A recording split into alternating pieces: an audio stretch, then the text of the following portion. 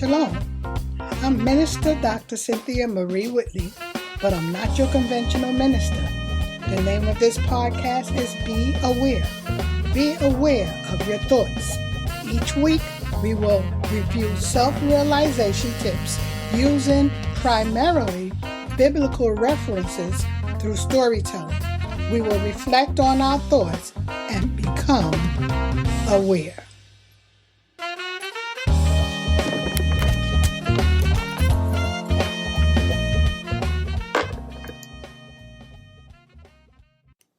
I remember living so close to my neighbor's apartment that I could step in their windows without falling to the ground. Because of their uncompromising behavior, I worry sometimes that they may enter my house if they knew that no one from my family was at home. The lady of the house played music every morning at 6 o'clock a.m. sharp, so loudly that it became a piercing alarm clock and woke up my entire family. I tried talking with the neighbor to no avail, which turned into my complaining, and after a while I felt resigned and frustrated because she insisted on living life her way. What I desired didn't matter to her. She was living her ideal life and she didn't compromise. She seemed happy and content as she sang to the top of her lungs every morning. The songs were so catchy that unaware, I found myself humming, moving, and then singing the parts I memorized. One song went like this: why worry when you can pray? Trust Jehovah, He will lead the way.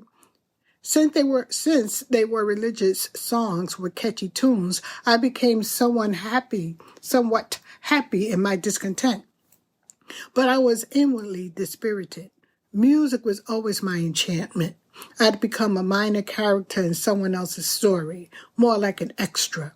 I felt trapped, angry, gloomy, miserable, and resentful. Resentful because she seemed happy and I wasn't. I'm sure it showed in the way that I spoke to her when I saw her in public. Or maybe she didn't have a clue that I felt a certain way about her. Or really about myself for not having the courage to live my ideal life. It wasn't even her fault. What I know for sure was that I was living against my will in many areas of my life, even my marriage. I heard a message the other day that said, if you don't create your own life, one will be created for you. I wasn't exercising my personal agency. Let's look at the word agency when it comes to a person. I heard the word agency referred to African American teens by one of my professors. My professor explained that each person has what is called a personal agency, where they get to control how things happen in their life. If they are unaware of their power, they usually give up this authority to whoever is ruling over them at the time.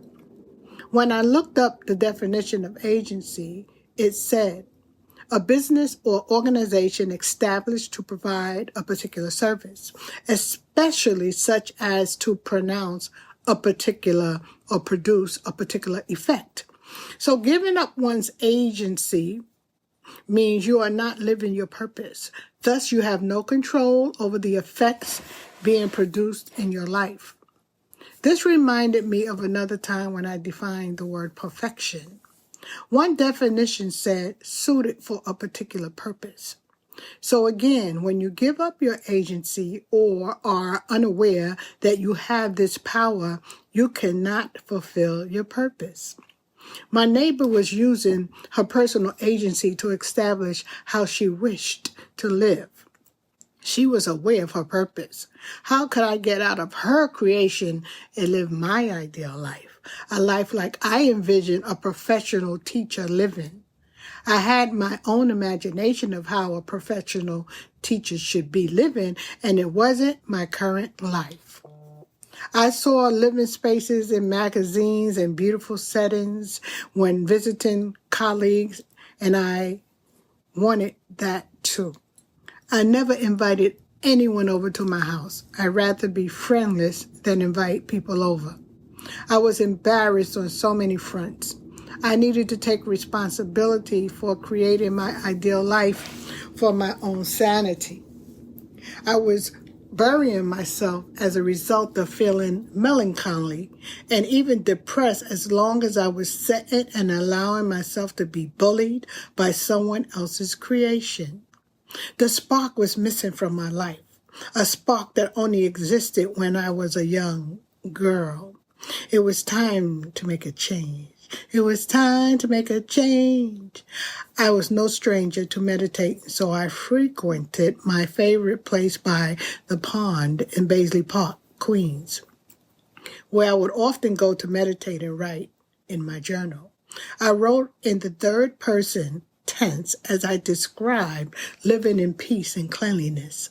I pictured myself living by the water, which has been my refuge for so many years as I visited this pond time and time again. I imagined myself feeling free and living in a brand new development with neighbors with a like mindset to myself. Another time at the waterfront, I journaled myself receiving a doctorate degree, walking proudly down the aisle and feeling grand and fulfilled as I received my terminal degree. In 2022, I walked down that aisle at New York Theological Seminary to accept my doctorate degree in ministry. Years later, I live where the houses are worth over $1 million each, and I experience bliss as I look over my deck with my plants and flowers decorating my deck where the space belongs only to me. The neighbors respect the privacy of one another and live 1/4. I live 1/4 of a mile from the beach, the Atlantic Ocean. So even though I journaled and visioned, I was given more than I could imagine. My favorite Jabez's prayer, please enlarge my territory, O Lord, came into play again. The first step began with me taking responsibility for creating my ideal life. There are many ways to go about bringing one's ideal life into existence. The way I know is to envision it, believe and know that it is possible, meditate or pray on it, and get into action. Journaling has been my tool. If you are already living the life of your dreams, then hooray for you. You may want to begin sharing your methods so that it can help someone who is desiring change. If you are searching for a way to begin living your ideal life, I have a way that has worked for me. Script journaling, where you are the director, the main character, and you cast the persons you want in your life and you leave out whomever you do not want in your ideal life. Just don't include them or write them into your script. I've taken the time to make this method available in book form, My Ideal Life, on Amazon under Gershona Cynthia Whitley.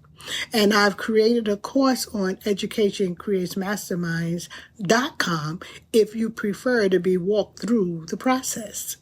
If you want to take control of your own life, I'll show you a process to assist you in taking control of your personal agency. Peace and shalom.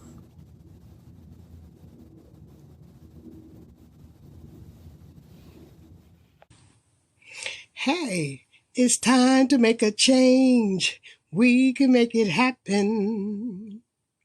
It's time to make a change in our lives. It's time for us to sit in the director's chair and do what we got to do. Create the lives of our dream. Create our ideal life. I have created a course, a script journaling course, and I will show you how to write in it. I know everyone's heard of journaling by now.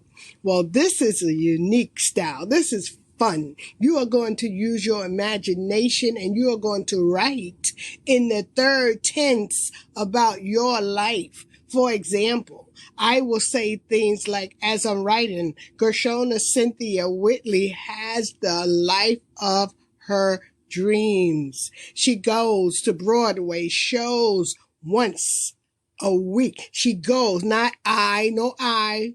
no weed. You get to put whoever you want inside of your script journal, your life that you will be projecting out into the future. I will show you how. You will get the free 212-page journal. Yes, it's on Amazon. You can get a hard-covered one. You can get a soft-covered one. But you will get yours at the end of the course after we walk through some steps so that we can see if there's anything in our way from creating the life that we've always wanted. Has to be something in the way if our life is not the way we want it to be.